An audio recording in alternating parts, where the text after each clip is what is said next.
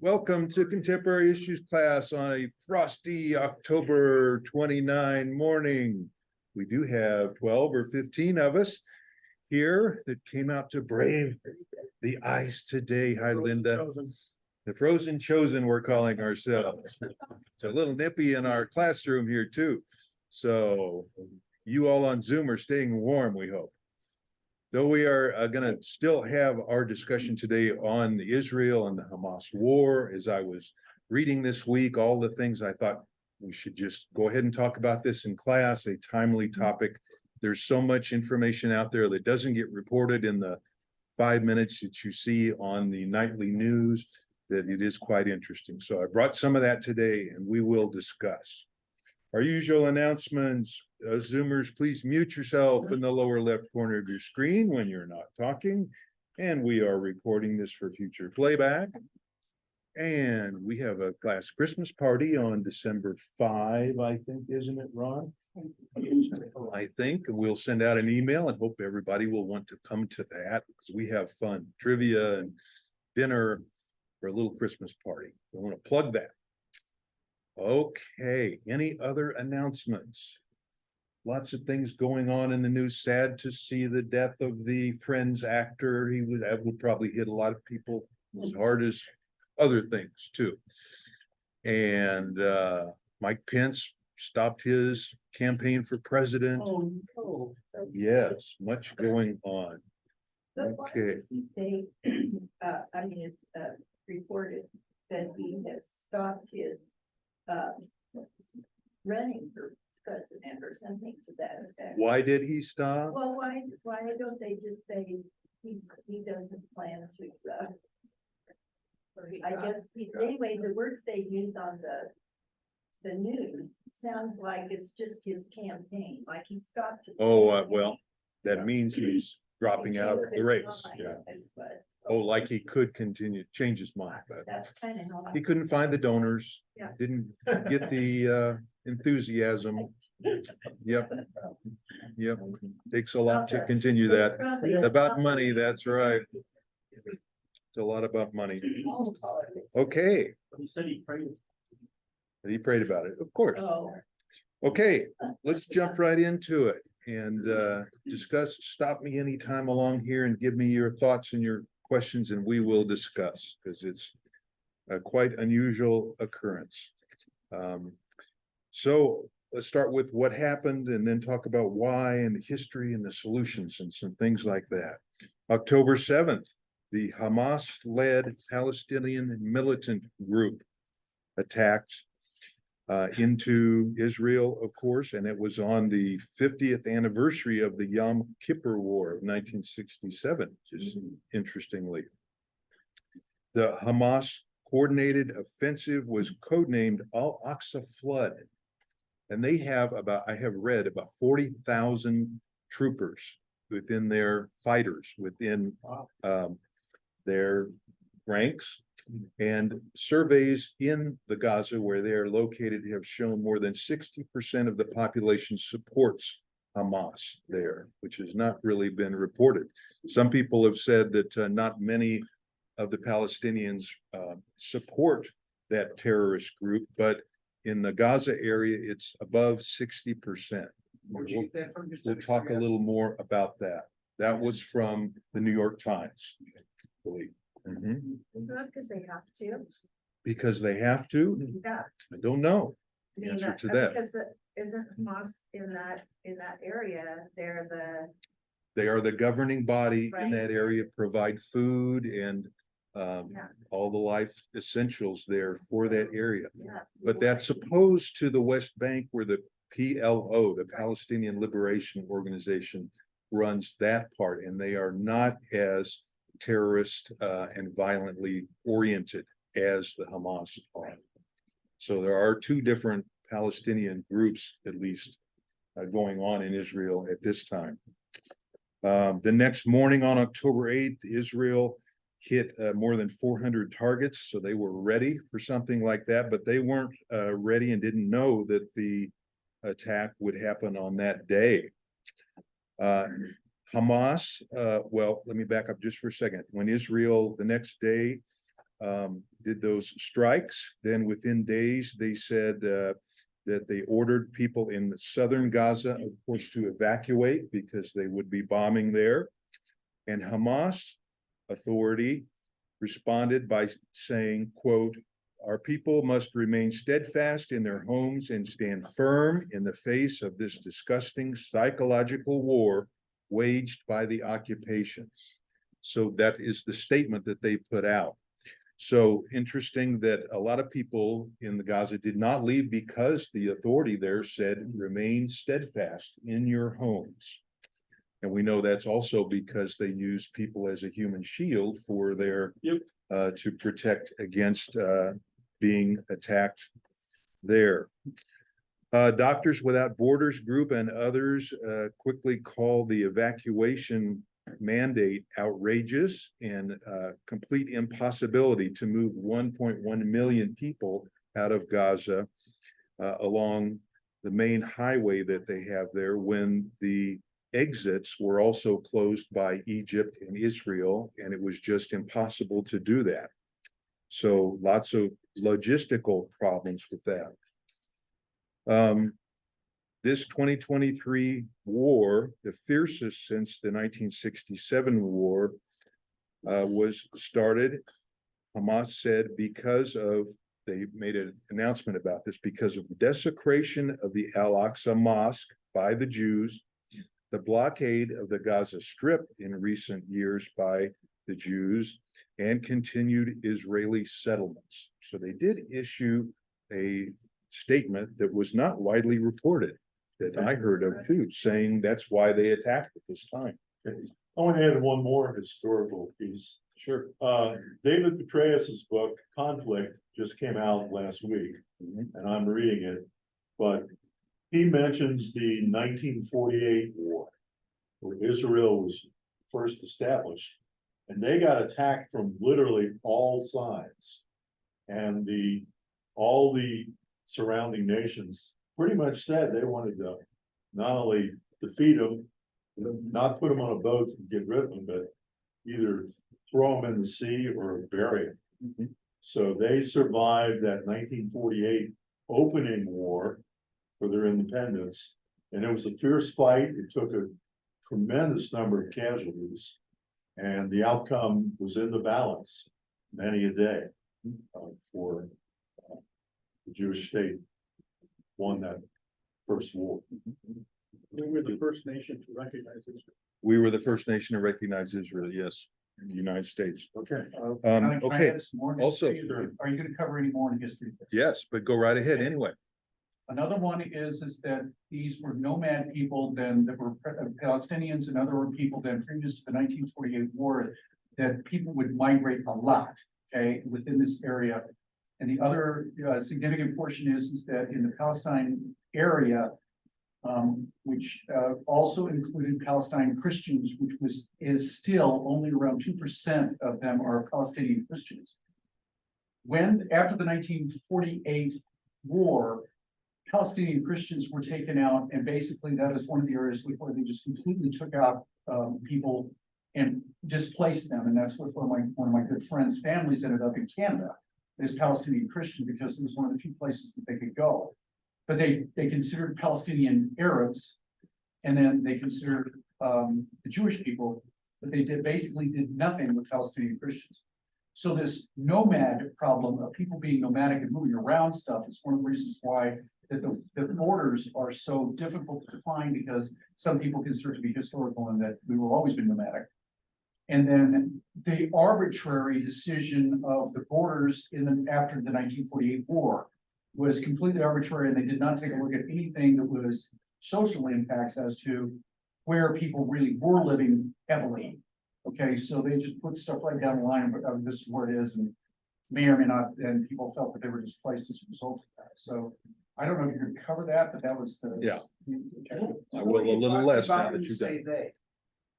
I'm sorry, the nomadic people, the nomadic nature of where people live, the Palestinians being in constant movement, the Jewish people being in constant. Okay, and they just lived together and just kind of moved around each other. So it was on their own, there wasn't any authority that was doing this, is that right? Yes. Yes. Also, I believe the territorial expansion after the 48 conflict was about 30%. I think the Jewish state expanded its borders about 30%. Yeah, I'll show a to try to map of defend that. itself after the too. 48 conflict. Steve, would you? Yes. Have you listed 3 reasons that, Hamas said that they did this attack? First one was they called it the desecration of the mosque there on the Temple Mount, which all the 3 religions consider holy. The Jews and the Arabs have fought over that and continually fight over who has access to that, who gets into it. And so the Arabs were mad that the Jews recently, they thought, had done things that desecrated the access to it. Where is that And that's in location? Jerusalem, right? Where is Temple that? Mount. Yeah. That's the Temple Mount. That's the one with the big gold dome where Abraham, That's in Israel. that's in Israel, in Jerusalem. Oh, Yeah, yeah. So that's a continual center for conflict there in continually. And then the other was the continued continued occupation of Gaza and Palestine. So the same things. After those announcements were made, analysts quickly pointed out why also probably Hamas and its backer Iran did this at this time. And that was 2 major reasons.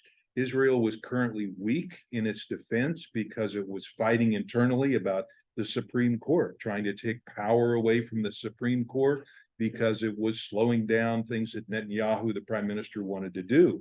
And maybe you've seen on 60 Minutes and other things, thousands, hundreds or thousands of Israeli soldiers refused to show up for work because they were protesting the Supreme Court action that Netanyahu was taking.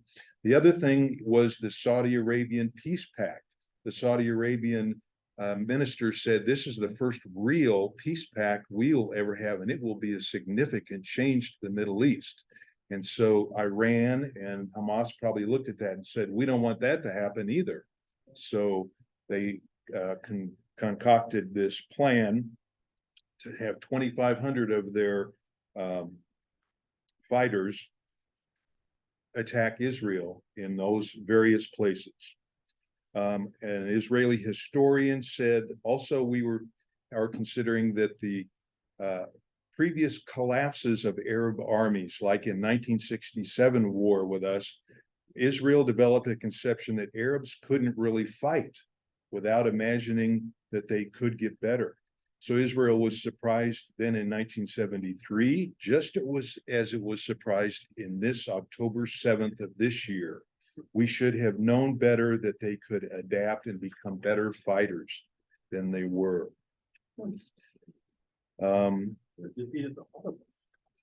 They defeated others too. One other small thing about before this happened, Egypt collects a lot of intelligence and talks to Israel about it. Egypt officials said they warned Israel days before this October 7 attack that an explosion of the situation with Hamas was coming very soon and it would be big. Israel denied receiving this message, but the U.S. chairman of the House Foreign Relations Committee said U.S. intelligence confirmed that Egypt did warn Israel 3 days before the attack, and the Israelis did not respond. So plenty of intelligence problems on all sides. Yeah. Okay, reaction from, just very briefly also, reaction from other countries. The Arab world has been mutedly reacting to this. States such as Saudi Arabia and Egypt have been neutral in their press statements because they do not like Hamas. They do not invite Hamas officials for interviews on their television shows. And they have warned, Saudi Arabia and some others have been softening toward the Jewish army, also stopping calling the Jewish army an occupation army and simply as the Israeli army. So they've been moving toward neutrality and do not like Hamas and its terrorist ways. That may be different according to what Israel does in the Gaza. That will be putting pressure on Saudi Arabia and all the other Palestinian Arab states. And so that is one reason the US is urging restraint on the Israeli side in what they go in and do with Gaza because of the chance of it blowing up into a wider war. Reminds me too, maybe you saw in the news last night that there are more pro-Palestinian protests going on around the world. The Brooklyn Bridge was shut down yesterday because thousands of people were protesting in favor of the Palestinians. And then in London, also, there were tens of thousands of people protesting for the Palestinians yesterday. Yes, Steve. PM in Denver. What, pardon me? Today at 2 PM. At 2 PM in Denver, there are pro-Palestinian ones also. Okay. What do you think of that too? Let's take a second to talk about that. There are Israeli supporting rallies also. There've been some in Denver, of course, and across the country too. But we really haven't seen this size of pro-Palestinian protest and demonstrations that I can remember for a long, long time. Yes, Linda. I think Israel's bringing that on themselves by overkill. Okay. Overkill in the Gaza Strip. Mhm. And I think that there's Hamas and the Palestinians are two separate things, you know, two separate kind of things. And so, Yes. at least in my head, I really try to separate that because Hamas is a terrorist organization that has been tormenting their own people and, you know, those people don't get food unless they, you know, do Yeah. it, you know, they have to comply and they don't get anything. And so, But there's an overlap between the Palestinians and the Hamas. right, Yeah. they are Palestinian people, but Hamas is this Right. terrorist. Yeah, organization. but I've seen on TV interviews with some of these pro-Palestinian protesters, and they're saying, we don't agree with what Hamas has done and their terrible torture, but this is an opportunity to show the occupation that Israel has done, and they've gone too far over the years So, in Yeah, containing, it's just- like it's just expanding their settlements in the Arab areas, which is, Against the rules, it's against the rules. Yes, yeah. Karen first. this bombing of innocent people over and over and over again. That's just overkill. Blame on both sides. But Hamas uses people as shields. Right. They told their people to stay in place, then to use them as shields. I know. So it's messy. I agree. And so you can't go after Hamas because Hamas is underground, under the hospital. tunnels. You know, there are tunnels, there's what, 300 miles of Where tunnels? they're, yes, their It's- headquarters is under the biggest hospital in Gaza on purpose. There has been over the centuries a latent anti-Semitism that's always simmered. And anything this momentous and catastrophic is bound to trigger that too. Yes, Don't you think? yes. Karen's got her hand up.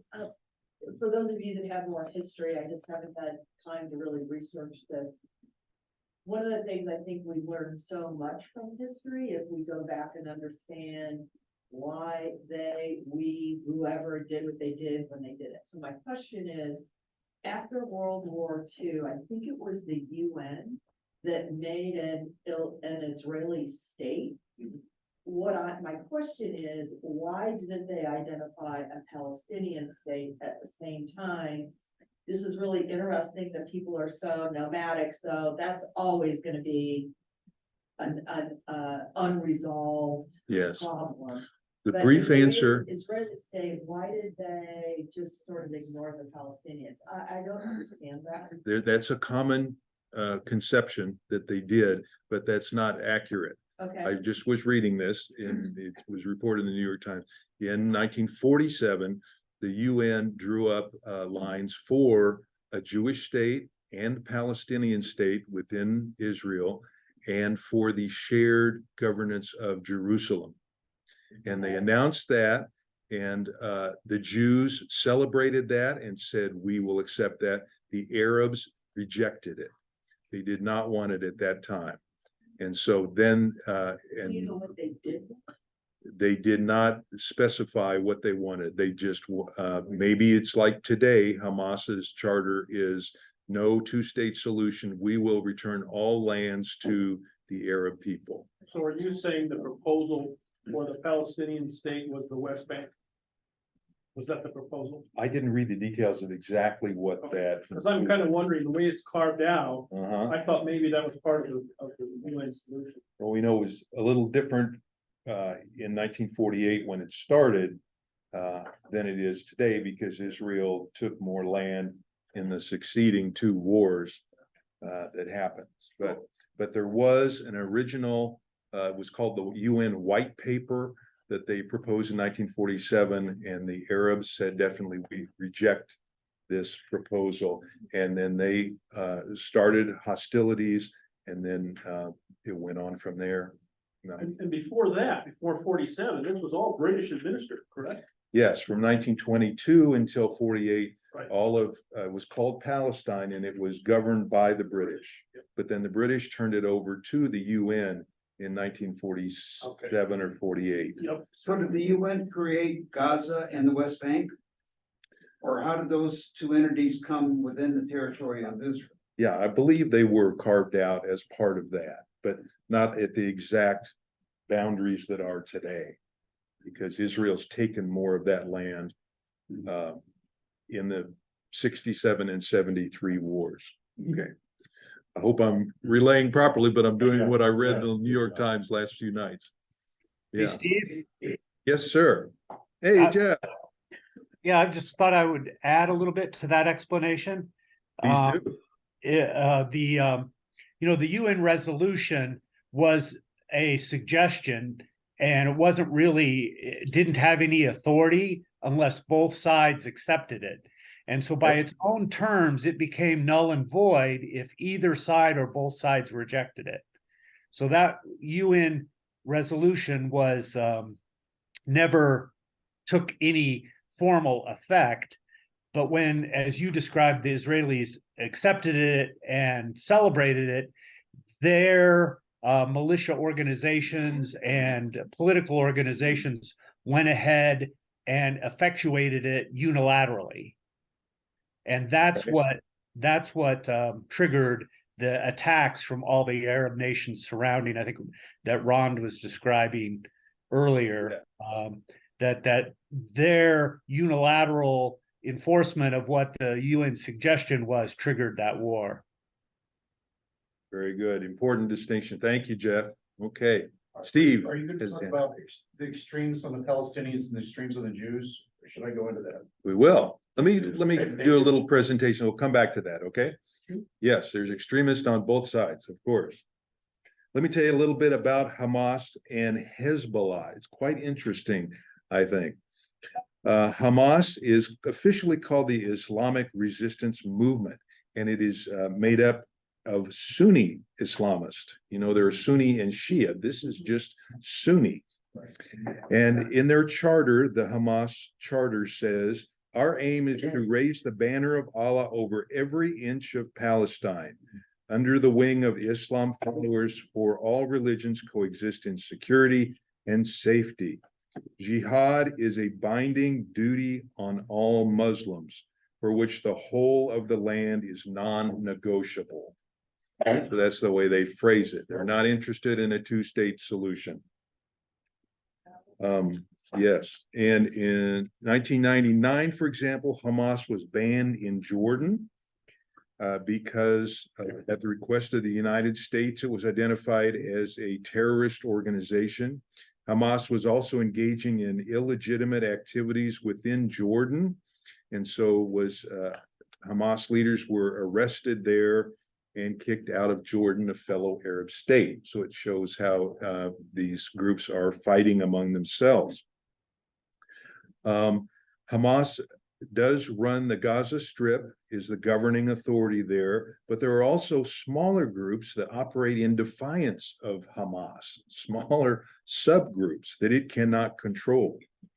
The Hamas budget is calculated to be at least $70 million. a year, derived substantially from foreign contributors rather than inside Palestine. Other countries have donated to it, including Kuwait, Qatar, Saudi Arabia, Britain, Germany, and even the United States have given some money to it in the past under the auspices of aid, Oh, of providing aid. Mhm. You didn't mention So- Iran. So, yeah, Iran is, yes, the Is big, one of those, right? I Mhm. mean, it's like the largest. yes. Analysts also say that Hamas taps money from corporations, criminal organizations, and engages in cigarette and drug smuggling, copyright infringement, and credit card fraud. The United States and Israel have shut down many charities that channel money to Hamas now, such as the Holy Land Foundation for Relief. So $70 million at least a year and 40,000 fighters. Steve, Yes. also the contributors from China and the Soviet Union, which does not get much publicity, Russia, but Mhm. the weapon systems are coming from North Korea through China's permission in concert with Russia as far as taking over the world order. So that's another couple of variables there that are always Amazing. mentioned, China and Russia. What a tangled web, isn't it amazing? Yes, okay. And so this brings in the other, besides the Hamas, there is the PLO that runs the West Bank area. And a lot of us remember the PLO leader Arafat, remember in the 70s, he was really the one in the news. So that's his organization, but they began to lose power after he died. And in 2006, Hamas won elections in their areas and became more powerful. And so the West Bank was retained by the PLO, and the Gaza Strip, the other main area for Palestinians, became governed by Hamas. But separate from those two, the other big terrorist party in the region is the Hezbollah, and you've heard about them, and they're located in on the border of Lebanon. Hezbollah, is also named the Party of God, is a Lebanese Shia Islamist political party, as opposed to the Sunni political party that is the Hamas. Hezbollah's has a paramilitary wing and a political wing that is loyal to Iran also and is funded by Iran. Hezbollah's 1985 manifesto listed its objectives as the expulsion of the Americans, the French, and any other colonist entity on our land. Since 2006, the group's military strength has grown so significantly, it is now estimated that it is the largest army that is not a state in the world, has the largest army. It also has a satellite TV station, social services, and fighters that venture beyond Lebanon's borders.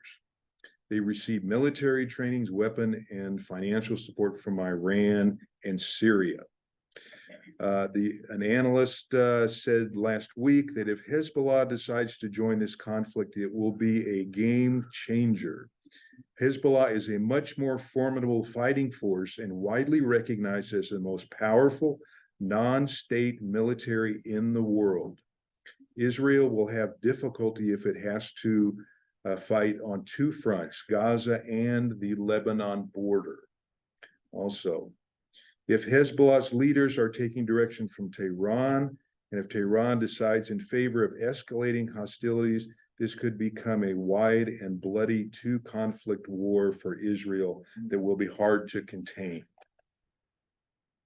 Okay, what do you think of that? And we are already, you probably heard, we are already striking places in Lebanon and Syria where these Hezbollah fighters have attacked the U.S. Soldier placements there.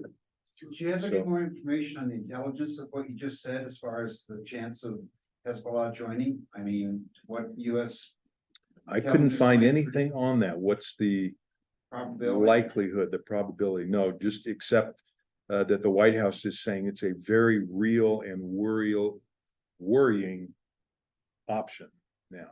Yeah, possibility. Yeah. Steve? Steve, we'll go back to. Let me go back to, okay, go Jeff first. Go ahead. Oh, I'll be real quick, just to that last point. I've heard any number of analysts on NPR speculate about the chances of Hezbollah joining in. And their calculus all seems to center on whether they think the Israelis would be successful at crushing Hamas to, almost zero, that they wouldn't let that happen without joining the fray.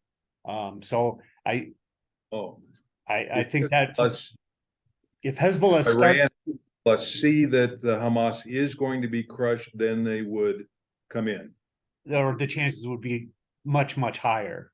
Yes. That might be the trigger point, that if Israel is very successful in Gaza at crushing Hamas, that Hezbollah might not allow that to happen without joining in. That was Otherwise, my they'll understanding. sit back and wait and see for a while. Okay. That makes sense. Steve O'Neill, Is Hezbollah supported by Jordan, Saudi Arabia, whatever, these other Arab countries? Iran primarily, Iran primarily. like only? Hamas and Hezbollah, both supported by Iran. Yeah, Hezbollah are Shia, and, Saudi's not. and Hamas is, And Hamas is Sunni, yeah, but they're both supported by Iran, is what I have read. Yes. So is Iran and Iraq, both countries have a combination of Sunni and Shia, correct? In both of those countries. I believe so. Iran is. Uh-huh. Iran is. Iran is also Shia, okay. Sunni is by far the largest group throughout all of the Arab countries, if I'm not mistaken. And Shia are much smaller and more focused in certain areas like Iran, the Hezbollah population. For example, I think like Jordan is mostly Sunni. Saudi Arabia is mostly Sunni. But those groups fight each other too, Right. even though they're, yeah, well, like Christian groups and other denominations. All in the name of religion, right? All in the name of religion, that's right. Why it is so difficult. Yep. Yep. Gives God a bad name, It certainly does, yeah. Speaking of Iran, I pulled a quote from Iran's foreign minister a few days ago that said, if Gaza strikes continue, the region will go out of control. This is the Iran foreign minister talking. He says, Iranian-backed Hezbollah militants in Lebanon will step up their attacks, and Israel will be bombed on 3 fronts: in Gaza, in southern Lebanon, and from the West Bank. He said that if Hezbollah comes in, Iran will have a hard time containing Hezbollah and Hamas. Then the Israeli foreign minister made a counteracting comment and said, if Iran joins this war, we will go to the head of the snake and kill it, which is Iran. We will take this fight where it needs to be fought. That was from who? That was from the Israeli economy minister. The economy minister, different ones.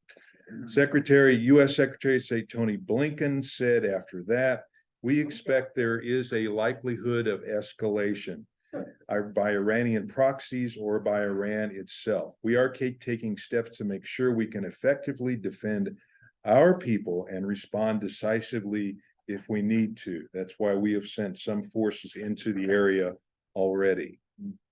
Steve, along those lines, has any international countries tried to mitigate any of this besides the United States? I mean, Britain or any of the other, Saudi Arabia for that matter? I mean, have any of those tried to tone this thing down?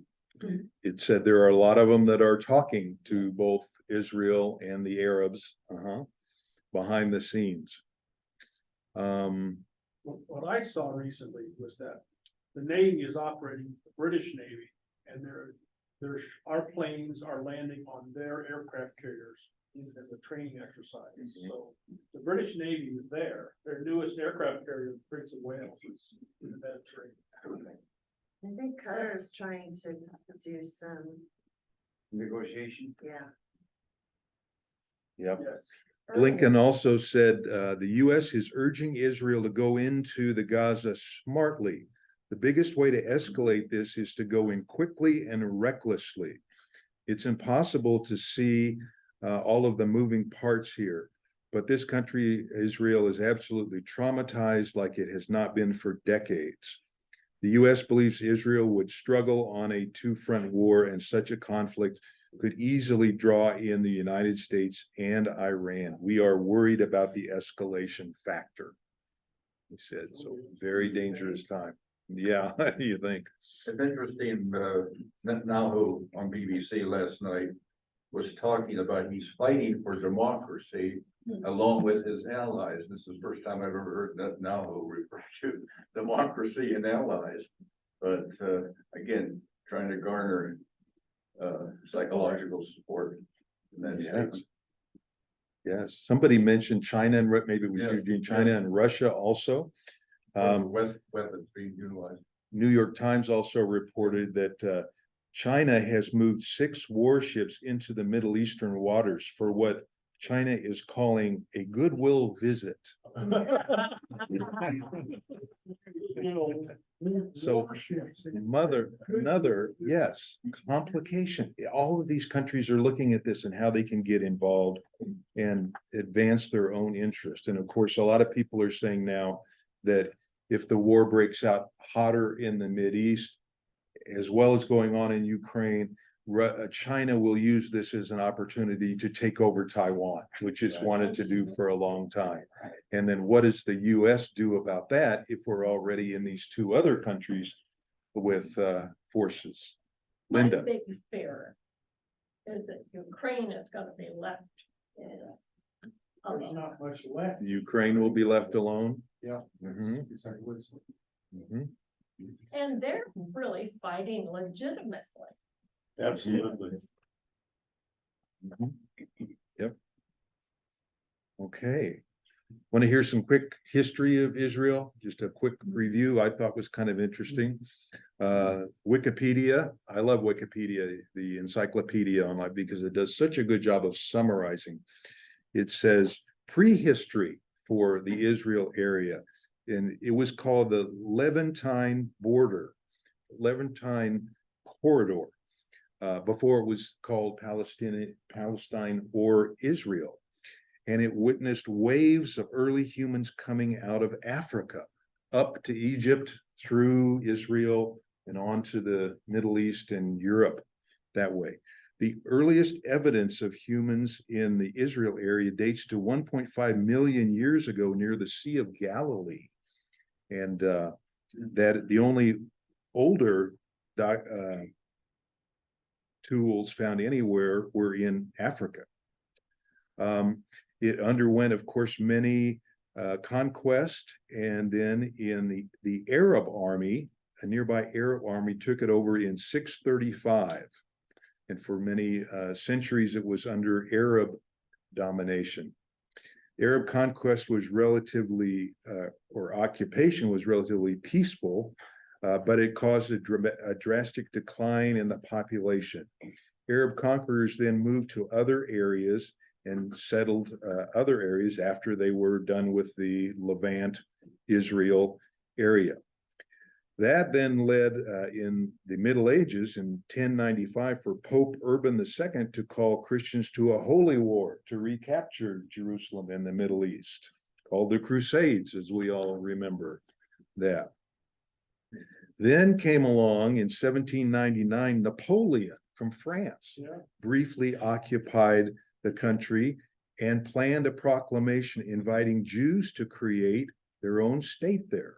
But this was shelved after he was defeated in another area.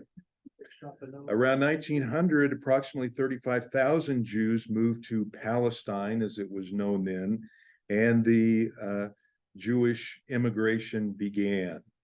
1922, Britain was governing it and did so until 1947. During that time, millions of Jews left Europe and immigrated to Palestine.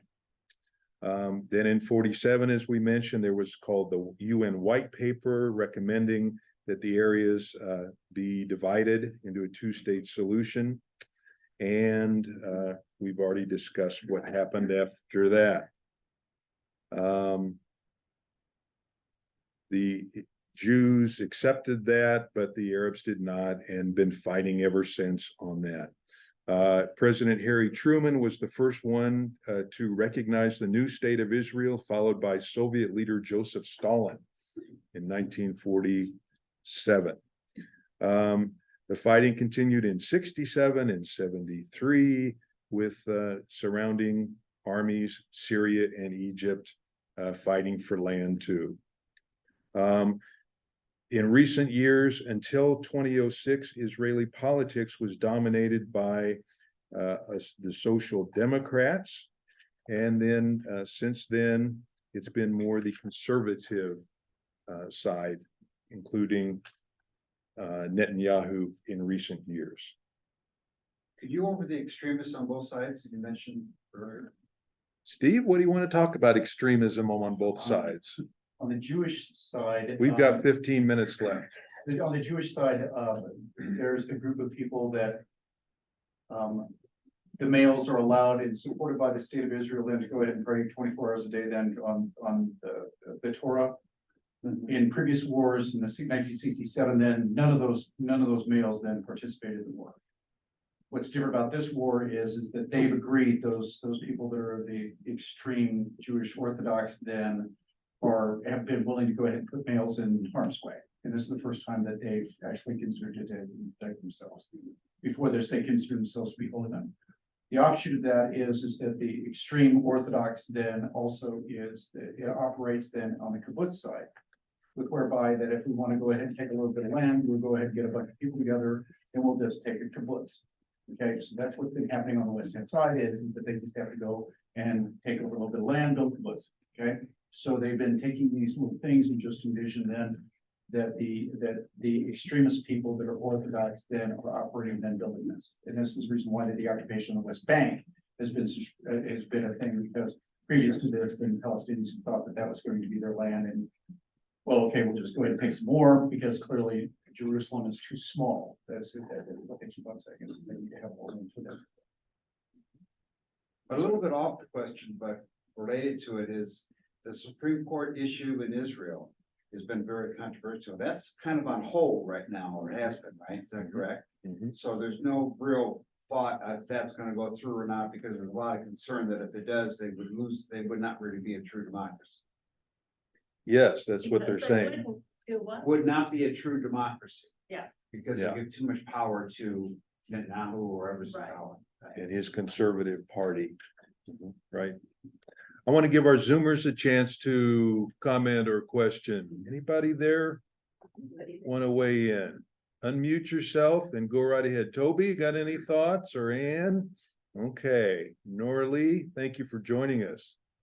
Okay, let me share a few other interesting things with you about this. The Gaza Strip is often described as the world's largest open-air prison due to the virtual immobility of its population. 1.4 million residents, 3/4 of them are refugees, and half of them are under the age of 14. Wow. They're surrounded by fences and walls and have limited access to the Mediterranean Sea, even to their west. Living in an area slightly larger than twice the size of Washington, D.C., but with a population density 3 times that of Manhattan. Its inhabitants have witnessed a turbulent history, starting with Egyptian occupation in 1948, Israeli occupation 1967, and a unilateral withdrawal of Israeli forces in 2005. So Israeli forces were there until 2005, and then withdrew and had Hamas take over the governance there. On the other side of the country, the West Bank is the Palestinian area there, includes East Jerusalem. And it has an estimated population larger, 2.7 million, with over 670,000 Israeli settlers living there.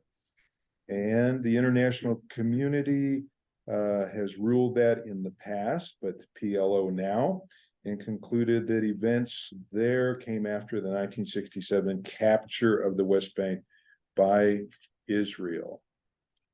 There is more economic activity and companies doing business in the West Bank than there is in Gaza. Gaza apparently is more of a dense suburb where people are living, but not as much business goes on there.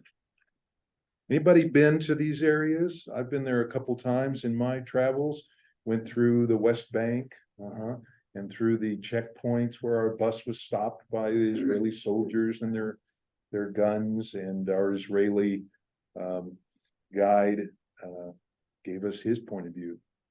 Yeah, it's quite interesting. You guys want to share anything from your Well, I just wanna visits say, there? When we were there, I was there the summer 22, and our guide was an Israeli Palestinian, and he was Christian.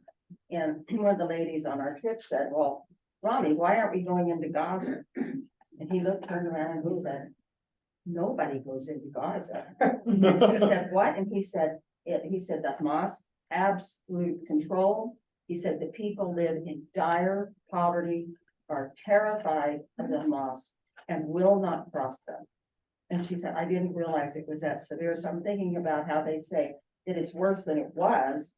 And he said already they didn't have enough food, water, or medicine in the summer of 22.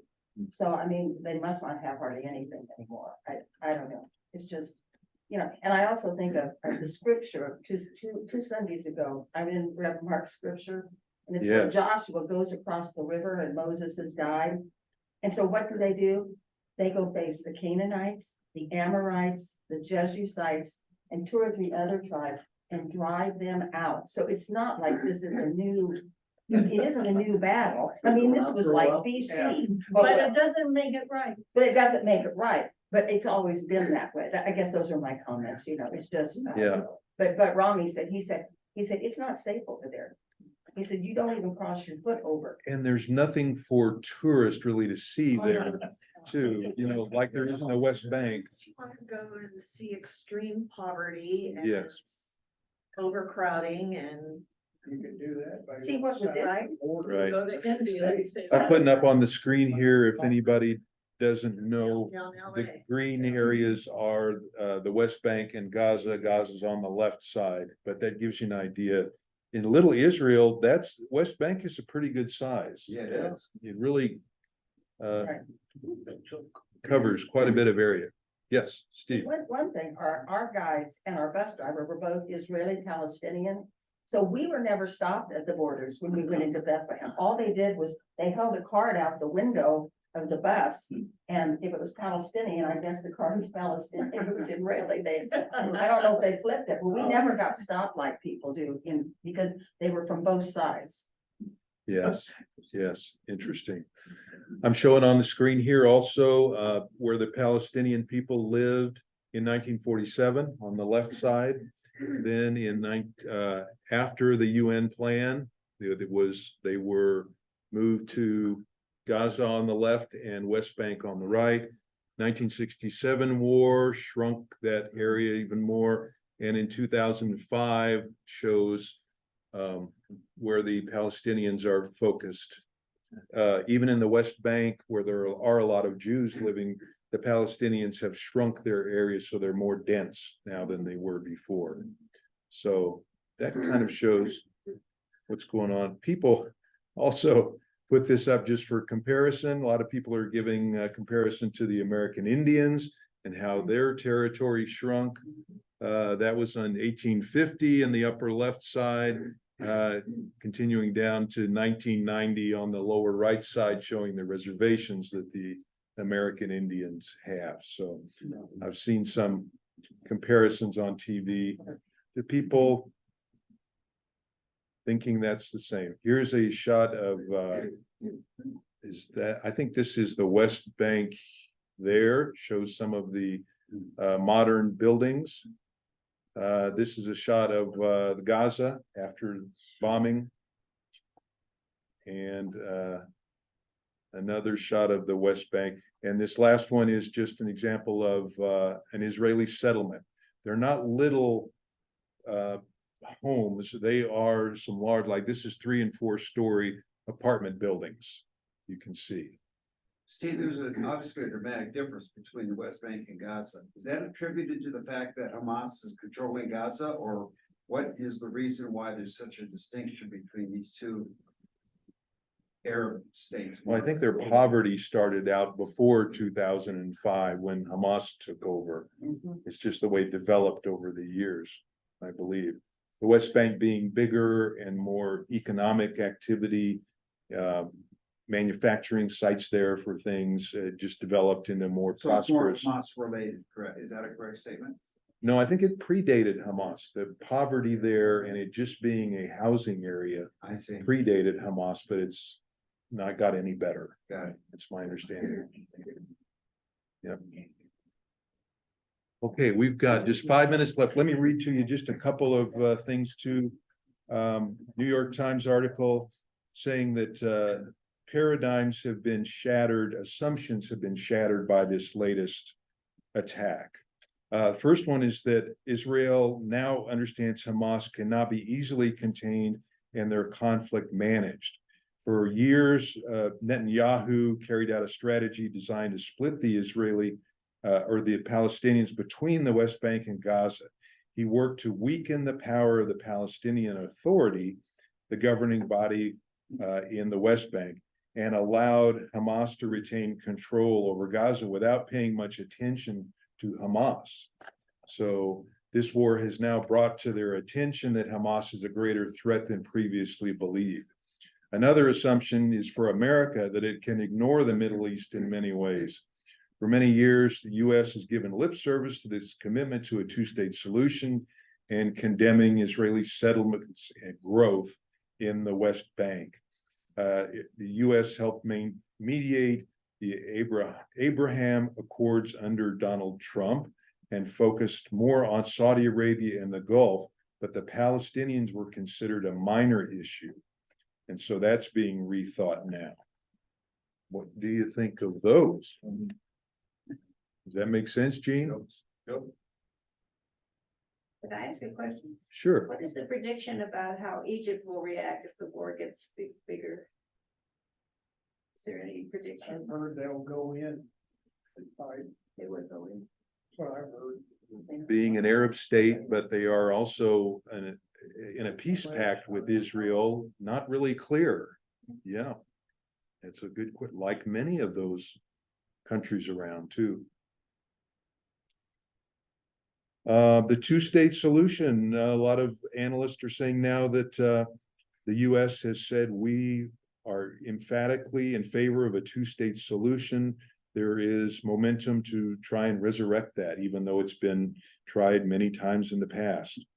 The key, many say, is, of course, getting Arabs to agree to accept a two-state solution. Not to mention the problems the Jews will have with it too, with their expanded settlements. So, but there's no prediction on how that will continue, how it will be raised again, except the US wants to revive their attempts to negotiate for a two-state solution. It was hoped that Saudi Arabia could be brought into that discussion, but now with the peace plan with Saudi Arabia on hold because of the attack, that looks like less of a near-term negotiation will occur.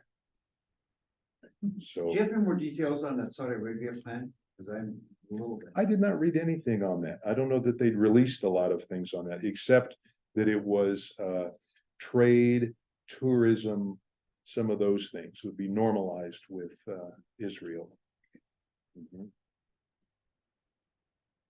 Okay, we've got about 3 minutes left. Esther. I heard on the news, it was saying, and that sometime during this week, there were some rockets that came from Yemen toward Israel, and Saudi Arabia shot them out of the air. No, we did. Or did we do that? Yeah, the Or US. was that us in Saudi? One of the carriers, no, it was a destroyer in the Red Sea. shot Oh, them down. okay, all right, okay, I misunderstood that USS then. Cheney, I believe. Okay, I misunderstood that then, okay. Yeah. Hey, Steve, it's Norley. I Hi, just Norley. wanted to, hey, fantastic discussion. Thank you so much for having it online.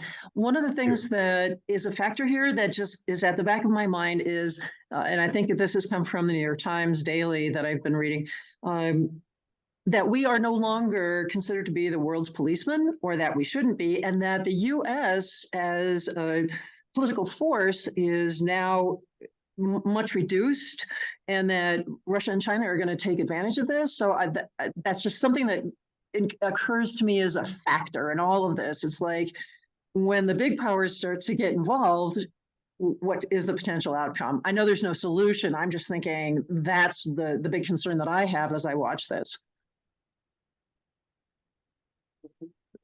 Yeah, a lot of people have commented on it since we pulled out of Afghanistan. There seems to be more of an isolationist desire, especially among some Republicans running for office. But now with more heating up in the Middle East, they say we are committed to being the policeman where we can. Yeah, Yeah. concerning. One little quick point too, the last time the US tried to work on a peace plan was in 2017 in the Trump administration. The Palestinians, though, determined while that was going on that the US should no longer play a role as a fair mediator, couldn't be fair as a mediator in the conflict. The Trump administration had a plan to develop the economy and infrastructure of the Palestinian territories. That was announced in June 2019.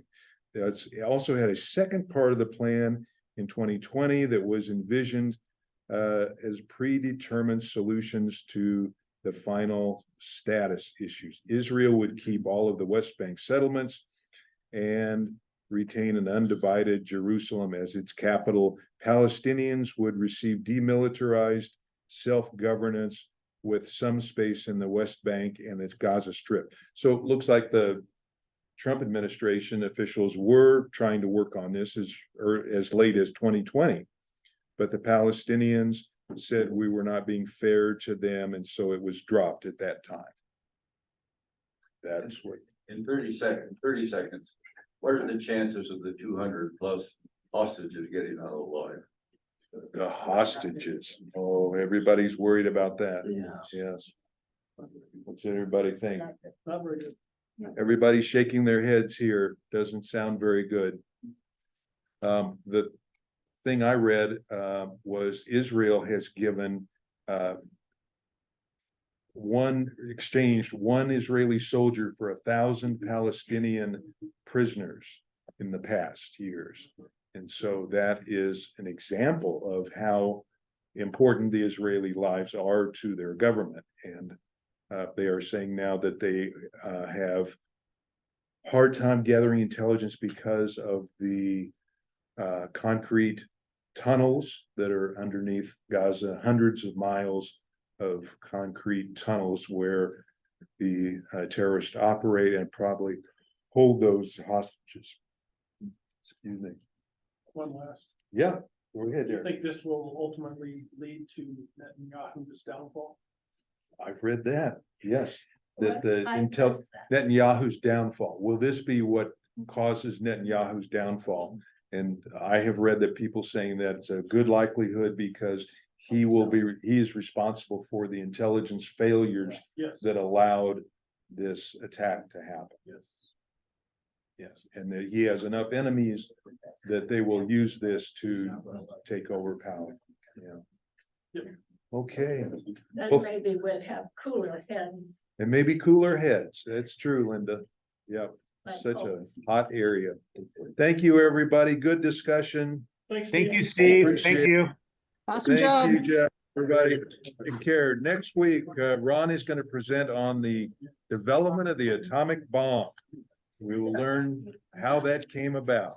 The race for the atomic bomb. Thanks, everybody. Bye-bye.